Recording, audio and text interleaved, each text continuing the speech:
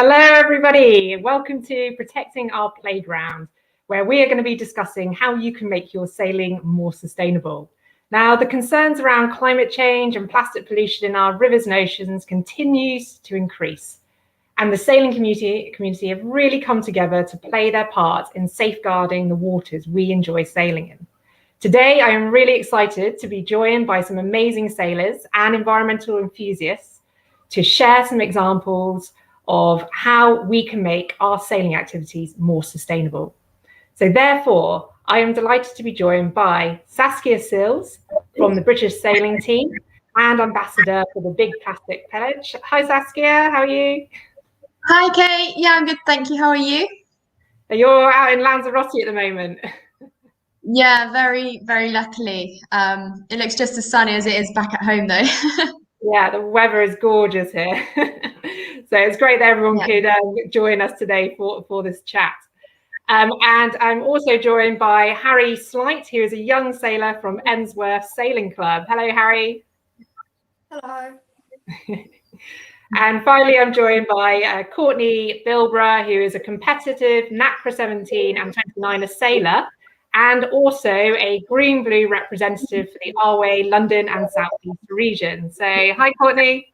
Hi, everyone. I don't seem to have the same sunshine that everyone else has, unfortunately. I can't quite see you. Yeah, try and make it a bit more bright. There we go. So we're absolutely delighted to have you all joining us today. And I'm sure lots of people in the audience will be keen to find out what they can do as sailors to be more sustainable, but we'll also have probably a lot of sailing clubs and centres looking for ideas on what they can do. So hopefully between us all, we can inspire and share some of the exciting things that you've been up to. So first of all, Saskia, thank you for joining us. You're currently training for the IQ Foil Olympic class. Now that's a new class of foiling. So we'd love to hear a little bit more about it, but also about your windsurfing background. And where's your passion for sustainability come from? Yeah, thank you so much for having me. It's a really nice opportunity to be able to chat with you. So yeah, firstly, I am campaigning towards the 2024 Olympics on a brand new Olympic windsurfing class called the IQ Foil, which is a foiling class, which is really, really exciting. It is about a year old now, so we're all pretty new, but yeah, it's the best thing ever for windsurfing. So kind of my windsurfing background, I started windsurfing when I was 9 and just completely fell in love with the sport and just wanted to do more and more. And then I just progressed through the RAA systems. I loved to race. I learned to race really quickly. I love the competition aspect of our sport. And so I knew from a very young age that I wanted to be a windsurfer when I grew up. And so I just stuck to the RAA programs, kept on going, and started competing for the British Sailing Team in 2014, I think. And then my passion for sustainability kind of came at that point. I was 18 and I was on the world circuit, on the world tour, going to these amazing places every single year. And meanwhile, I had just started studying geography at university. And so I started to learn about processes and what happens to our world and human impacts and things like that. And I noticed every single competition that I went to every year, the same venue, there was more plastic in the water each year. And so I really started to look into it properly and why this was and what was happening. And I think, yeah, that's where my kind of passion for sustainability and sailing came in. Yeah, no, yeah, we've heard from lots of sailors, especially the athletes, about the kind of plastic pollution that we can see out on our waters. But, you know, even just going down onto our local waters now, we can see plastic pollution. And it's something that's very kind of tangible and brought home. There's a lot of impacts that we do have in our lives on the environment, but when you actually visually see something, that it kind of really brings it home. But it's also great that we can do something about it, and then kind of cleaning up our waste and plastic off our beaches. It's something we can do straight away and kind of feel good about it, which is great. So I'm going to go on to Courtney now. So Courtney, you've been competing in sailing events from a young age, and you are very much keen to get involved in taking positive action to make sailing more sustainable, and specifically in your region of England. So can you tell us a little bit more also about your background of sailing and where your passion for the environment's come from? So sailing's been a big part of my life for quite a long time now. I came up through the youth racing programs and the RYA squad system. Also, geography was my favourite subject at school. So they were kind of two competing worlds, never really crossed. And I think the time it all changed was when I went away and started competing internationally. And there were just these huge piles of plastic and rubbish that you could see all along the shorelines and the tide lines on the water. And it, wasn't very fun. It impacts the racing when plastic bags get caught on dagger boards and they slow you down, but also just the impact it has on the wildlife in the water. It's not very nice. It's not pleasant. So that's kind of when it shifted for me, and I've been trying to make a difference ever since then. Yeah, it's great to have you as an ambassador as well for sustainability in our sport. And Harry, so you're from Emsworth Sailing Club, and you're a young dinghy sailor.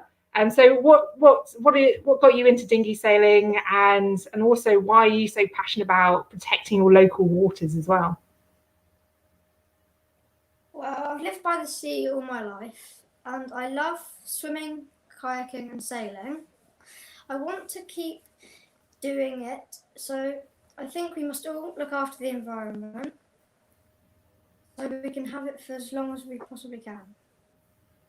Yeah, absolutely. Because down in Emsworth, it's beautiful environment, isn't it? And I know the club is very keen to protect that. I'm sure there's many sailors now watching, and clubs that we get this opportunity to go out on the water and experience it. And we've got that sense of, if we're out there on the water all the time, we're enjoying it, be it for its beauty and what we're looking at, or the fact that we're actually going to be in the water. And you said you do swimming. So if you're swimming in the water and it's not very clean, then it's definitely going to come back and impact on us.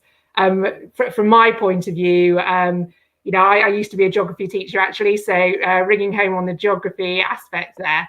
But my passion as well kind of came from doing lots of sports out on the water. And then at school, when I started learning about these kind of impacts, on climate change, and this is going back 20 years now, I kind of said, you know what, I want to do something about this. I need to take some kind of action. And I think as a sports person, if our sport is having an impact on our environment, I think we really need to find some way of minimizing that wherever we possibly can, because we love it and enjoy being in it so much.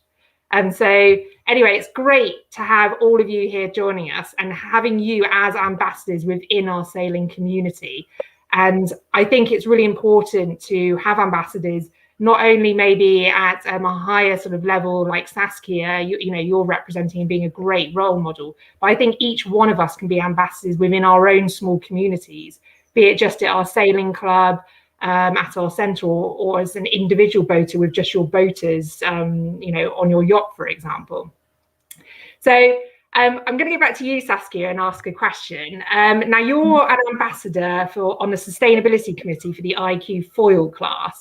Can you tell me a bit about what that role involves? And can you share some examples of what's been happening at your level in the sport? Yeah, definitely. So it's a really exciting opportunity that the IQ foil class has given athletes to basically have a voice and to steer the competitions in a way that we would like to see them kind of be held. And so they've created a sustainability committee, and it's a volunteer basis. You can do as much as you like or as little as you like, and there's 4 of us on it at the moment, and we kind of are all united in the fact that we want the IQ foil windsurfing class to be one of the, if not the most sustainable class in sailing, and if not the most sustainable sport in the world. We're all kind of ocean lovers. We love being in nature. We love the ocean, and I think we have an amazing opportunity and we're so grateful that we can be on the water every day. And we very sadly, I think, see the effects of ocean plastic pollution a lot more than kind of say I would have done 4 years ago when I was still at university. Like, we have this opportunity to be on the water every day, so we see the impacts every day, and we see the problem getting worse and worse. And as athletes, we feel like we really have kind of the power to unite and make a difference. And so some examples from the IQ Follow Committee is that we want every single athlete to sign a athlete agreement that they will kind of respect the environment and they will have pro-environmental behavior. And other things, like we are trying to work with event committees and see if we can really make venues to be the most sustainable venue they can be. And that's just little things like using fresh water supply to give to sailors so that we could reuse our bottles. There's so many places that we go to around the world where we cannot drink the tap water.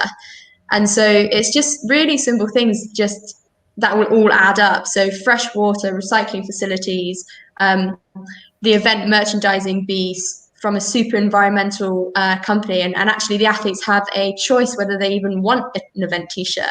You know, you would not, things that have to change, and the future is going to change. You're going to be ticking a box to say, yes, I would like the event t-shirt. Or you would, if there's a meal at the club after racing, you will tick the box to say on your entry form, I would like the meal after sailing, just to kind of reduce food waste. And the ingredients for that food hopefully will be locally sourced using good quality ingredients. So we really want to think about everything, and it's not just going to be about going on the water and racing anymore. It's going to be about the world and the difference that we can make. And we have so many ideas that we want to try and implement. It's just working out how we can do that and giving ourselves the time that we need to kind of implement that. But I think we're very lucky that lots of sailors are united in the fact that they want to make a difference. So yeah, it's in the early stages, but there's lots and lots of ideas going on in the background that are really exciting. Yeah, what's great that, you know, they're really good ideas that not only at a kind of high level event could happen, but also at smaller events. So with the Green Blue, you know, we have advice for events and how they can be sustainable from a very small one up to a sort of larger event. I think there's some great ideas around even looking at the catering, the food, and opting in and out of whether you want something, and giving, you know, participants and visitors the choice, you know, to make that. And in some situations, taking away the choice. So you just have it as sustainable as you can. And then, you know, there's that automatic sort of buy-in, isn't there? And I think, yeah, the passion there and the drive from our boating community is pushing change, and it's a really exciting time and positive things are happening. I just want to go to Harry. So Harry is from Emsworth Sailing Club, and we're really excited actually, and I just want to congratulate Emsworth Sailing Club on achieving the sustainability recognition in the RWA Club of the Year. So that's the first time we've had the recognition for sustainability, and I'm really pleased that Emsworth pulled through on that. And actually, I was invited along to the sustainability strategy launch that the club had a year ago now, when we're all in person. And it was great to see the club coming together and celebrating the fact that, you know, they're going to start protecting their local waters more. They're part of a community. So it's not just the sailing club, it's, you know, the community around. And they invited lots of people in that were setting up small businesses, selling, you know, items that didn't have single-use plastic in. They invited local conservation groups along, and then all the members showed up. And Harry, I remember you reading a lovely poem out to everybody. And that's when I first met Harry, and I was just kind of blown away and by the kind of passion you had. And all the youngsters were sat along the front watching you as well. And I just sat in the corner of the room and looked around everyone's faces, and just seeing how everyone was so engaged and going, you know what, we're gonna make our club sustainable, and this is the start, and let's celebrate what we're doing. So that's really part of why I invited you along today as well. But can you give me some, and the audience as well, some examples of what the club's been doing to protect its local waters, its wildlife, and its habitats? Okay, so Well, we don't use single-use plastic at the club. For example, the take-out cutlery in the bar is now made of wood instead of plastic. We have trigger nozzles on our hoses so that we don't waste water when we're washing our boats down. We don't land on or go near Fowley Islands during the breeding season. We have also joined with other clubs to campaign against water and sewage being released into our sea. Wow, so that's a really good variety of options there, and I'm sure our audience can take away some of those examples. And it's really nice to hear that clubs are joining together in your area to kind of help protect the waters there, and seeing how they can help each other and share best practice. So that's great to hear. And Courtney, you're now sort of volunteering for the Green Blue, so welcome to our team. Courtney's already been volunteering on the Our Way London and South East Regional Committee. And the Green Blue, we wanted to be able to support Our Way members and the boating community more. And we've decided to set up a pilot volunteer project in the London and South East region. And because of Courtney's passion for sustainability and sport in that particular region, she has volunteered to be our regional coordinator. So thank you so much, Courtney, for joining our team. And she's already been doing some great stuff. But can you tell us a little bit more about this new role that you have with the Green Blue, and a little bit more about the volunteer team? Yeah, so as the regional coordinator, I guess my main role is to provide support and tools and act to encourage the clubs and the centres in the local area to make any changes they can, however big or small, to make a difference to the environment. At the moment, we're just laying down the foundations of everything, but the next step is to kind of bring on a volunteer team, so the Green Blue Champions. And the champions will be in charge of an area of clubs or a local boating community. And within that, they can look after the members, the instructors, and try and raise awareness and teach people and just provide support where they can. Yeah, no, it's great. And we're really excited to sort of kick-start it off. And we're hoping that this volunteer team will continue to expand nationally so we can further support our boating communities, because we have a wealth of resources on the Green Blue website to help clubs, centres and individual sailors and boaters. But we want to be able to give that more sort of direct support, don't we? And kind of lead clubs through, but also create sort of communities where clubs can start sharing ideas between. So we're already actually setting up a sort of working group of clubs who are looking to improve their facilities, such as putting solar panels on roofs or ground source heat pumps. So if you are interested in joining that group, then please do contact the Green Blue or the Our Ways environmental team. So can you tell us, Courtney, how can, if people want to volunteer in your region, so London and South East region this is, how can they get involved? So I guess the first way they could get involved is at their local club or centre, and just bring on board any differences they can. But if they want to get involved at a more regional level, then they can contact me or visit the Green Blue website to sign up to be a champion. They can get in touch with their local committee and just be appointed as an environmental rep. At the moment, we're just trying to create a huge network of anyone who's passionate about the environment or has knowledge to share, and then we can answer questions for each other and just make life a little bit easier. Yeah, no, sounds great. And some of the activities that the volunteers can get involved in, for example, is, representing the Green Blue at some local boat shows or events, or delivering some instructor training, or a sustainable boating sort of top tip talk. There's lots of different activities, and we'd love to hear new ideas as well. So please do get in touch with us. And it might be that you're not in the London and South East region, but you're further afield and still want to sort of take on a kind of ambassador role in your community. And of course, we would love to hear about that and help you through that. So do get in contact. So now I'm going to pose a question to all of you, because everyone in the audience is probably thinking, I really want to start on my sustainability journey in sailing. I maybe want to start small with some ideas. And I just want to pose the question to all of you. What do you do as just individual sailors personally? What kind of things do you do in your sailing activities to help protect the environment? So can I start with Saskia? Yeah, so it's a really it's a good question, because it's really, I found it very difficult to start because I felt like it was so overwhelming. There's so much that you can do that I just kind of felt very paralyzed. So I've kind of implemented these things over a long period of time, and they've become habits. Because I didn't try to change everything straight away. I just slowly did it, so that they would become kind of part of me. And the three things I can mostly think of is always using reef safe sun cream.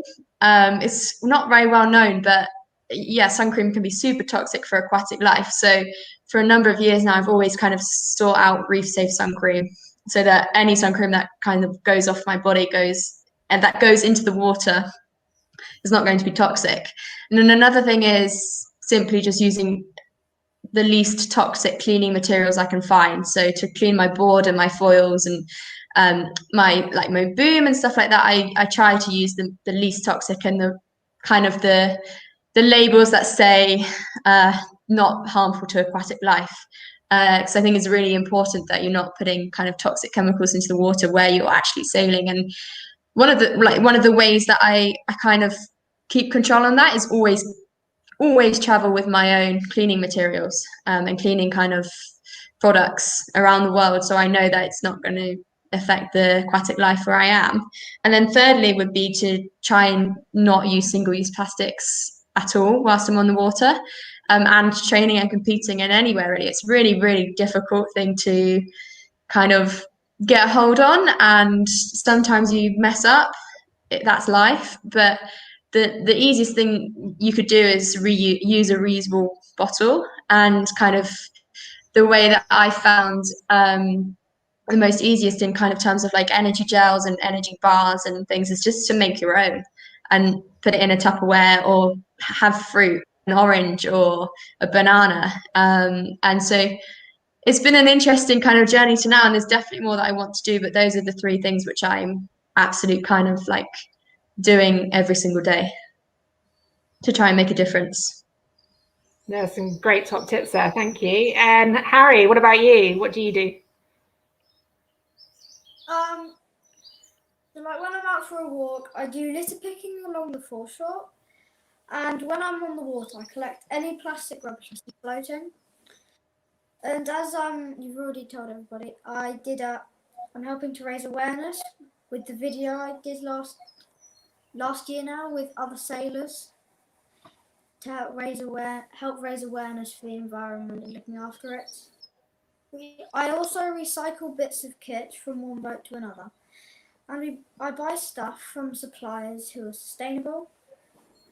I also, like Saskia already says, I also use the same water bottle over and over.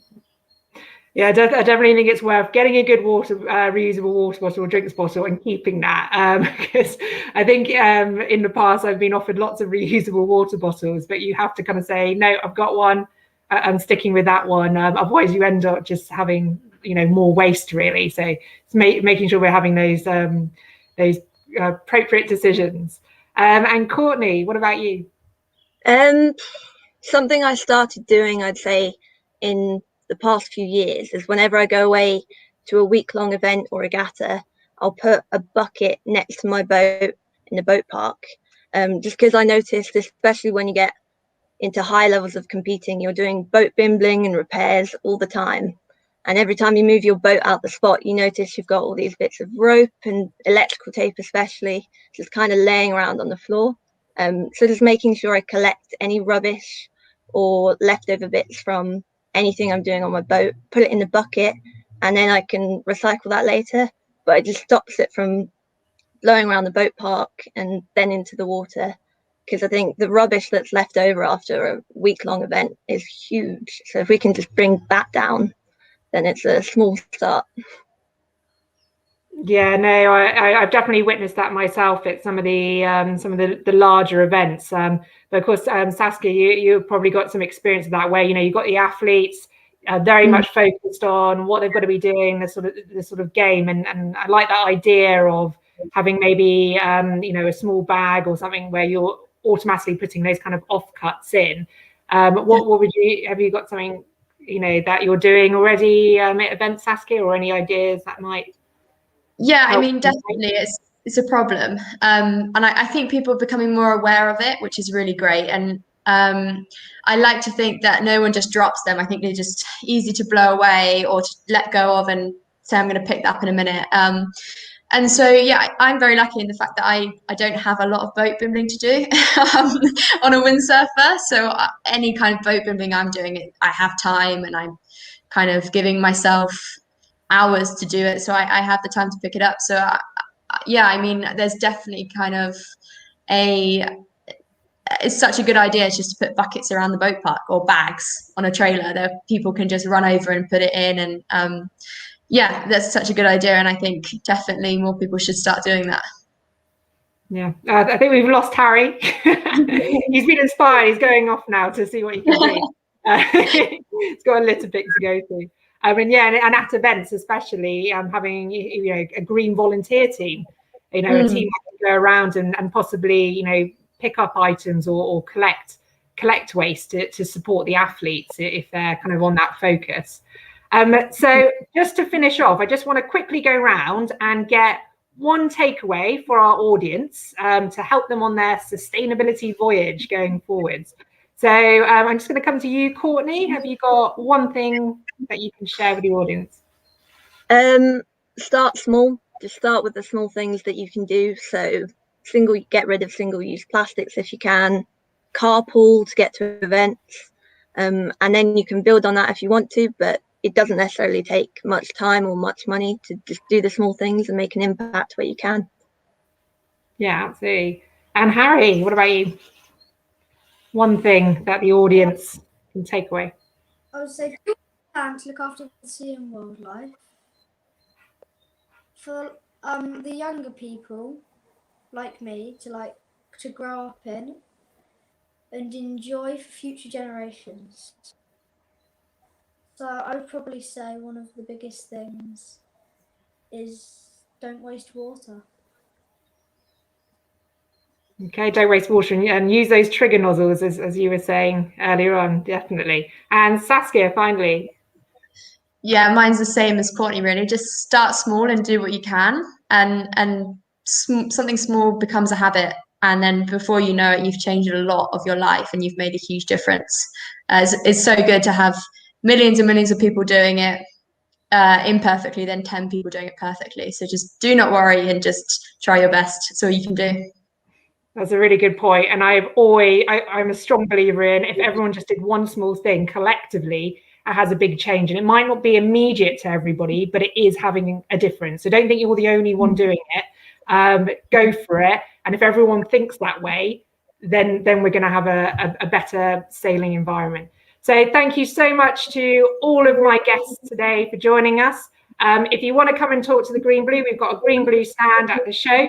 But thank you very much, everybody, and take care. And if those of you who want to carry on and join us on the next talk, which is our University Sailing Sustainability Awards. So please hang on and join us soon. Thank you.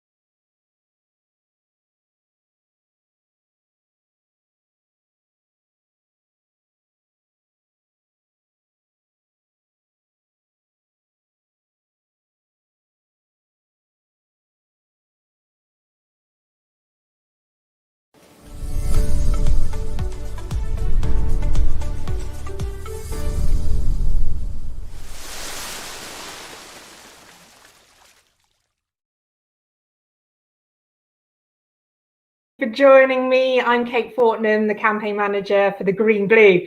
And this session, we are going to be having the University Sailing Sustainability Awards. And this is for the 2020-2021 awards. So thank you so much for everyone for joining us. Today, I am joined by Kate Ledyard, who is the sustainability lead for the British University Sailing Association, Adam Chubbuck, who is the partnership manager for our new challenge sponsor, from Ocean R. And we are also joined by 3 of our sustainability officers from the university sailing clubs who have been competing in the challenge this year. And that is Chris from the University of Bath, Alice from Bournemouth University, and Lucia from Aberystwyth University. So welcome, everybody. So the Green Blue launched the University Sailing Sustainability Challenge in 2015. So we're now into our sort of 5th year of the challenge, and it continues to be successful. So thank you, everybody, for joining us. And we're going to be hearing from our guest speakers shortly. Before that, I'm going to give you a little bit of a background into what is the University Sailing Sustainability Challenge. So it is a challenge that we felt that we wanted to provide an opportunity and give recognition to university sailing clubs from across the UK who are taking action to make their sailing clubs' activities more environmentally sustainable. The challenge, like I said, has continued to be a success year on year, with more university sailing clubs participating and returning to the challenge. Where participating universities get involved is the first step is appointing a sustainability officer. And this is why we have 3 of them joining us today.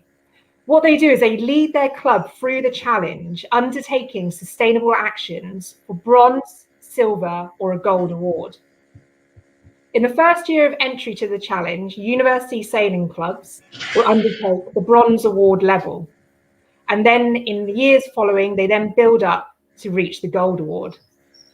In each award level, there are particular sustainable actions, which our sustainability officers today will be sharing with you later on. And when they achieve those, they will meet a criteria. And the challenge runs from September through to February during the academic year. Soon, we're going to be announcing the winners of the University Sailing Sustainability Challenge and finding out a little bit more about what is involved. I would first of all like to introduce Kate Ledyard from the British University Sailing Association to speak and give a few words. Now, the British University Sailing Association has been supporting the challenge since its launch in 2015. So, Kate, I'd like to welcome you to speak.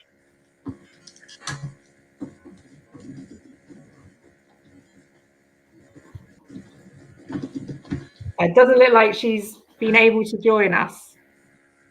Okay, not to worry. She might have some technical difficulties joining us today.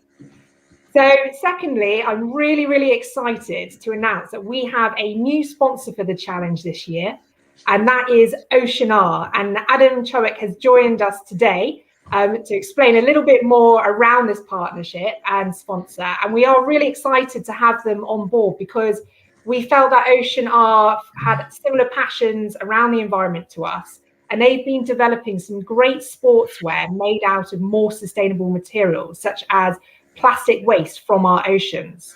They've also got a great range of teamwear, and we know that all of our university sailing clubs each year look to getting more uniform and teamwear, and if they can source that from a more sustainable company, then great benefit there.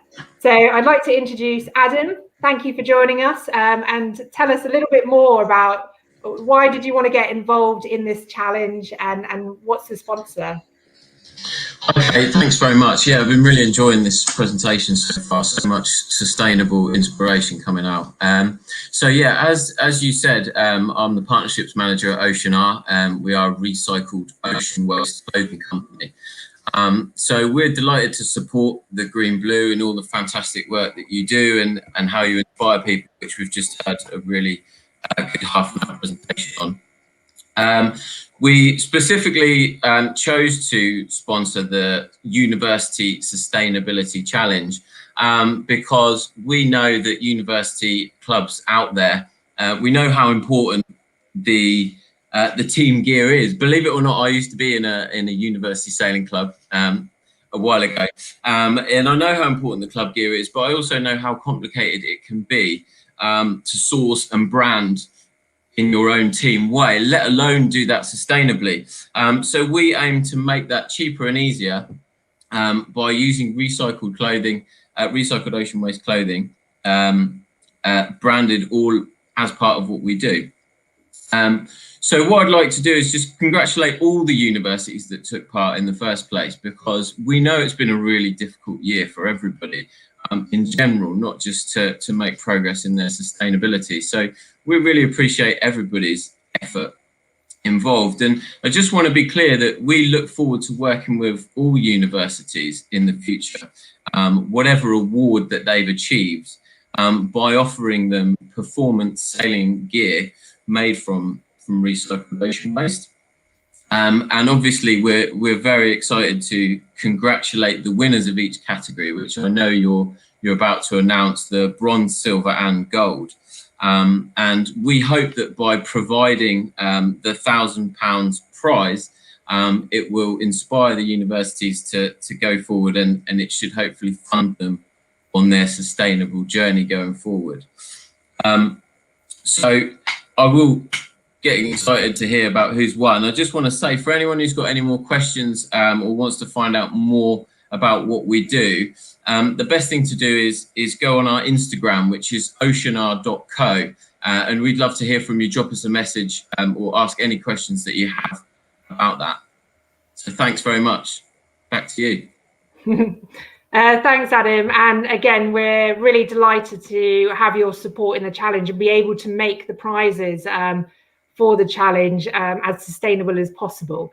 And OceanR have also kindly donating, £50 voucher for all of the university sustainability officers for their leadership of taking their club through the challenge and committing to this, because we know over the last sort of 6 months the challenge has been going on. It's been quite difficult. We started off with initial criteria for the bronze, silver and gold, and we had to adapt it a few times to follow with COVID restrictions. Many of the sustainable actions we asked the university sailing clubs to do requires them going and working with their sailing venues. So that might be an Our Way sailing club, or it might be an Our Way centre. But unfortunately, it has been difficult being able to get into those to do some of the actions. So we've done some quick changes, but we've been really pleased by how the university students have adapted to those quickly and maintained enthusiasm and drive to complete those. So congratulations to those who are here today as guest speakers, but those who are watching us at home. It's a shame this year that we haven't been able to award these on stage like we usually do at the Dinghy Show, but we know that you are watching. So I'm now going to announce the winners of the Bronze Award. And that goes to Aberystwyth University Sailing Club, the University of Birmingham Sailing Club, Durham University Sailing Club, Exeter University Sailing Club, the University of Liverpool Sailing Club, and Swansea University Sailing Club. So just a round of applause for those who achieved the bronze. And for the silver, we have 3 that completed the silver award this year, and that is Bournemouth University Sailing Club. So congratulations. We have Alice, who is the sustainability officer here representing, so congratulations. University of East Anglia and the University of Plymouth. And then finally, winning the gold award is the University of Bath Sailing Club. And Chris, you also join us as well. So here's a list of our finalists. So congratulations to all of them.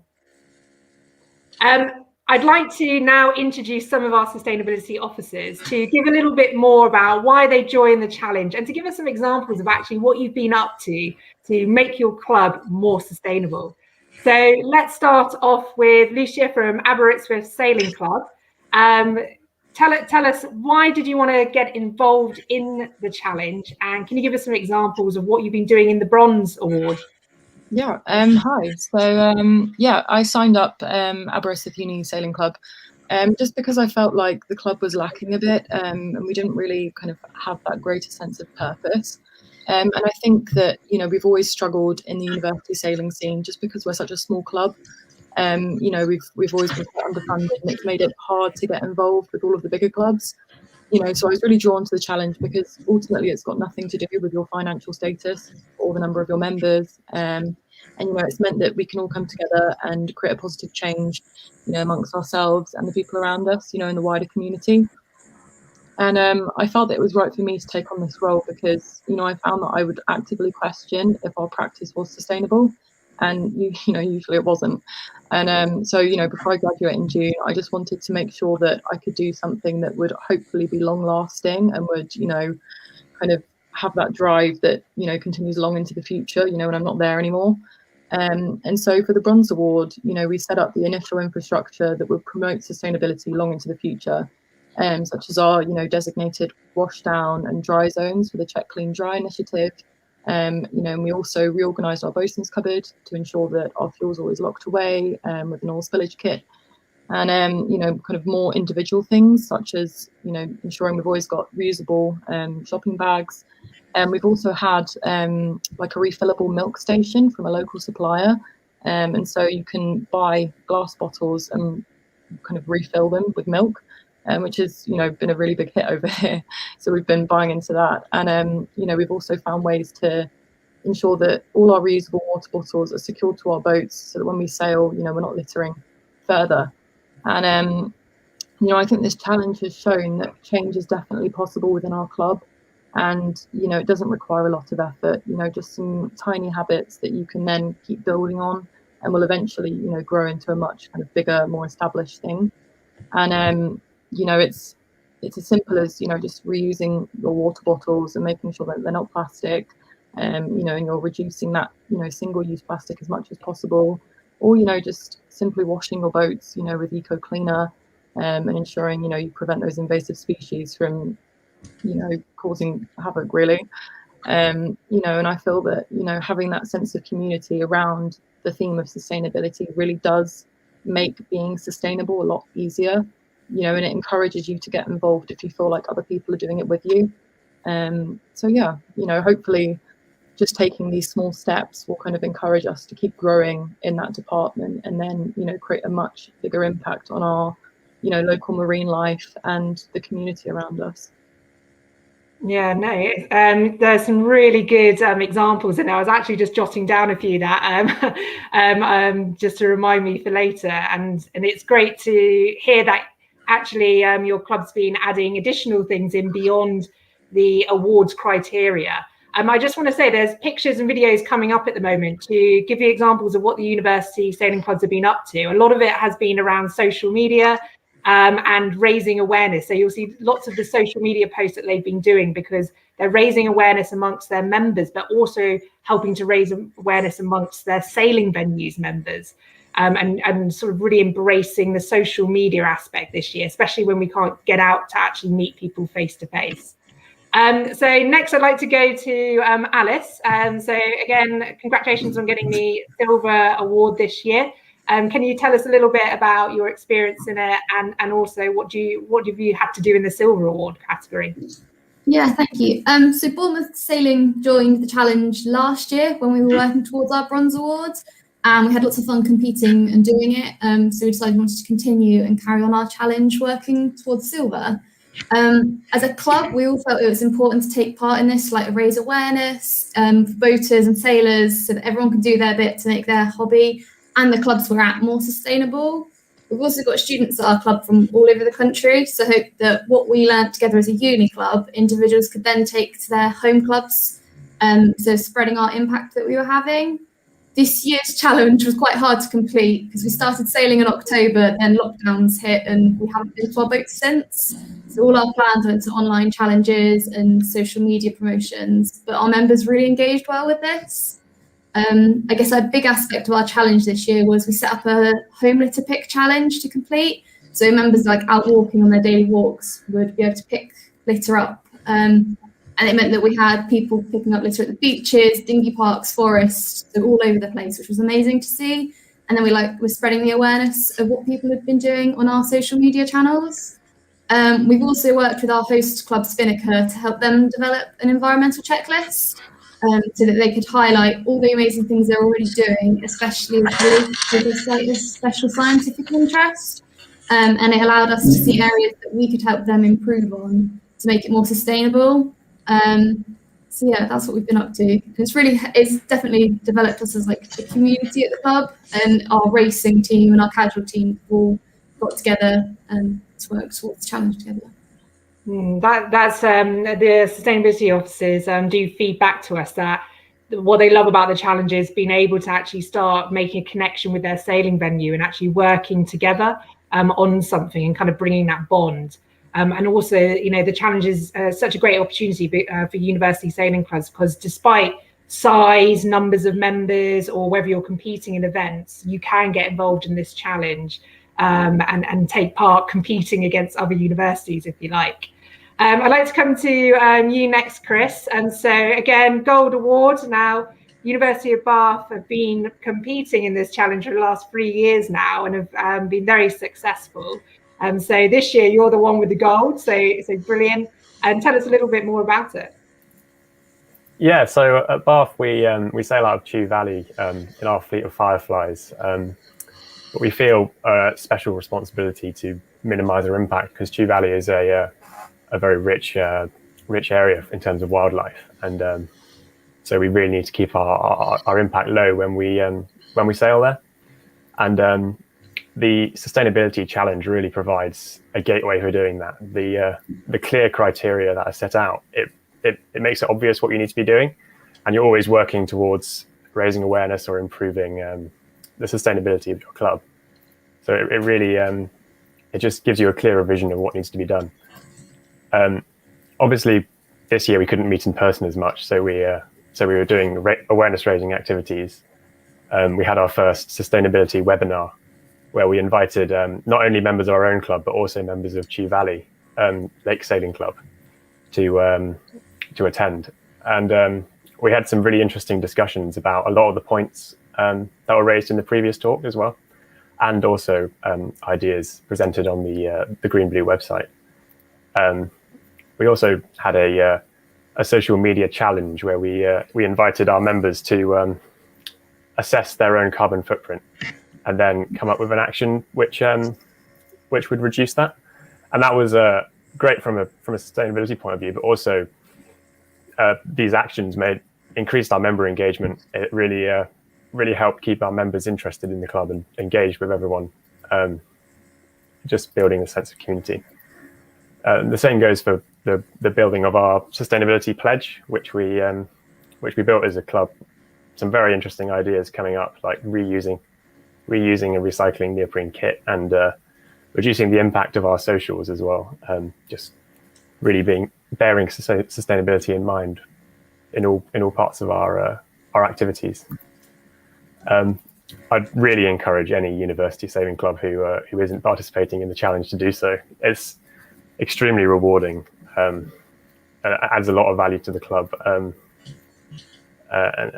Yeah, I'd also like to take the opportunity to thank the Green Blue and all the organisers of the challenge, also the sponsors, for putting together such an interesting challenge and giving us the opportunity to show what we can do in terms of improving our sustainability. It's been really great. Thanks.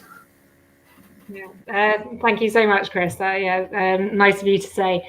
And like I said, we started this challenge because we knew there were university students out there, being ambassadors within their sailing community, and we really wanted to give recognition to them, but also to provide some guidance on what you could do as a university sailing club to be more sustainable. And we felt that the challenge also would help encourage and inspire the wider boating community to understand the kind of actions they can do and actually how feasible it is. So the examples that you've all shared now, hopefully the audience, we've got some examples to go away with now and apply.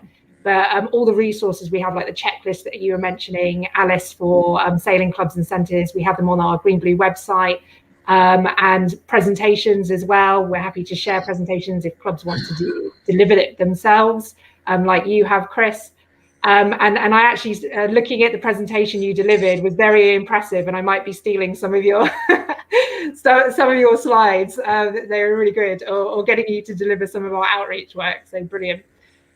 So thank you so much for our speakers and coming along. I'm now going to move on to the actual prize draw. So what we do each year is we have a monetary prize draw. So we put all the university sailing clubs into the draw, and then we pull out a name, and we have 3 of different values. Usually what we do is we start with the gold, with the highest value, and this year we are going to be awarding £450 for the gold. So I have a little gold shiny envelope with me, and I'm struggling to think who the winner of this one might be. So we put all the gold award winners into this. So let me think, who could this be?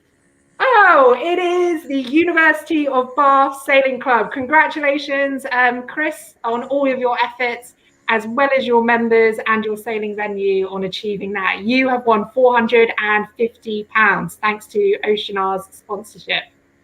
Next, we go on to the silver. So we have 3 in the silver category. Those who don't win this next award will go into the bronze award prize draw. So you might have a second chance if you don't get this one. And this one, we're going to be awarding £350 to the winning university. So I have the silver envelope here.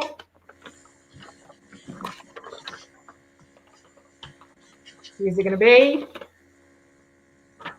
And the winning university is Bournemouth University Sailing Club. I did not set this up, I promise you. Congratulations, Alice, and you've achieved £350 for your university sailing club. Now, those who I haven't pulled out of the silver, so that's the 2, are going to be going into the bronze prize draw. So final one, and this is for £250. So hopefully our university sailing clubs are watching now back home. And I've pulled a name. And the winner is the University of Plymouth Sailing Club, and the sustainability officer for that is Harry Etheridge. So congratulations to Plymouth University. So that brings us to the end of our award ceremony. Each year, universities are put into the prize draw, and you never know if you're going to win. Bath's been quite lucky over the years and won quite a few of those prizes, so congratulations. But next year, those of you who have achieved the bronze can go on to silver and be entered into that. Those of you who have achieved silver will go on to gold next year. So looking forward to inviting universities back in our challenge, which will start contacting universities this April, and looking forward to actually having a physical live, hopefully, award ceremony at the Dinghy Show next year. But again, congratulations to all our university sailing clubs. Thank you to BUSA for supporting us. And unfortunately, Kate wasn't able to join us from BUSA, but they have set up their own sustainability program, which the Green Blue Challenge is part of. So we're really excited about seeing how that develops. Thank you so much to Oceanar for being our new sponsors this year, and we hope that partnership will continue to flourish into the future. Thank you. Thanks, Kate, for that as well. I just want to say it's been amazing to hear all of the stories and the efforts going forward, right down to sustainable socials. I love that. Keep that going, guys. Just to say that anyone that didn't win a prize, like, we will be offering a minimum of 25% discount, 30% for the silver, and 35% discount for every university that has achieved a level. So just because they didn't win a prize today, whatever level you've achieved and obviously worked very hard, whether that's bronze, silver or gold, you will be entitled to an increasing discount that starts at 25 and goes up to 35%. So just want to say that everybody will be rewarded for their efforts, and thanks again for having us. Yeah, absolutely. Thank you so much, Adam and Oceanar, for enabling, you know, us to be able to give something to all of the universities, because they have all put in equal efforts, and we will be sending out certificates to all of those universities as well. So look forward to those coming in the post. But thank you so much to Chris, Alice, and Lucia for joining us. Congratulations on your awards, and have a great rest of the afternoon. And everyone, enjoy the rest of the show. Thank you.